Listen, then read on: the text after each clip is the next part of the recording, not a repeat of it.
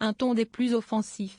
Sur le plateau de France 2 ce jeudi matin, la chef des députés Rassemblement National, RN, Marine Le Pen s'en est pris directement au ministre de l'Intérieur Bruno Retailleau, élu dimanche à la tête des Républicains, LR. Tout d'abord sur la question de l'islamisme radical, au lendemain un conseil de défense à l'Élysée après la publication d'un rapport sur les frères musulmans. Ces mesures, c'est une blague qui ne fait pas rire. Même le président de la République, Emmanuel Macron, a trouvé ça indigent, a-t-elle taclé.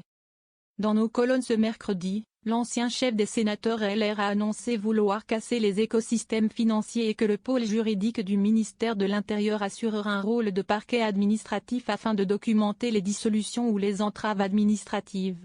Un dernier point que Marine Le Pen ne juge pas crédible. Les Français ne peuvent pas croire à ça, il faut nommer les choses. C'est une idéologie totalitaire, il faut aller chercher, dénoncer, débusquer les financements, interdire les publications. Par la voix de son président Jordan Bardella, le RN a, lui, proposé ce mercredi d'interdire les frères musulmans, cette mouvance islamiste qui promeut un islam politique conservateur. Une position non partagée par le gouvernement et Bruno Retailleau, les frères musulmans étant davantage une idéologie qu'une réelle organisation. Au bas arrêtons alors.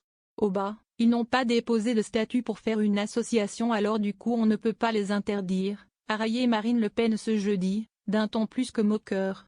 Si, estime-t-elle, on peut lutter contre les idéologies islamiques partout où elles se cachent, dans toutes les associations culturelles, dans tous les lieux. Ensuite interrogé sur la proposition de l'ancien Premier ministre et président de Renaissance Gabriel Attal, dévoilée par le Parisien aujourd'hui en France, d'interdire le voile chez les moins de 15 ans, Marine Le Pen a estimé que tous ces gens font partie du problème.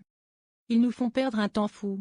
Ils disent la même chose que nous pour nous empêcher de le faire, et Bruno Retailleau en fait partie, a-t-elle taclé. Sur un sujet plus politique, donné à 16% dans certains sondages pour la présidentielle 2027, Bruno Retailleau peut-il être un adversaire? Lorsque Valérie Pécresse, candidate de LR en 2022 et présidente de la région Île-de-France, a été donnée candidate, elle a commencé à 20%.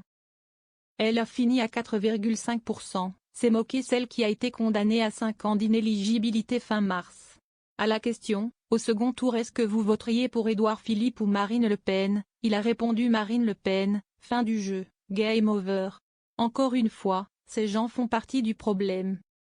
De nouveau provocante, la chef des députés RN a déplié une photo de la prise de parole de Bruno Retailleau et de ses soutiens peu après l'annonce de sa victoire à la tête de LR. Regardez son équipe, Gérard Larcher, le président du Sénat, et Michel Barnier, ancien Premier ministre, dont il a soutenu les 20 milliards d'augmentation d'impôts, la désindexation des retraites,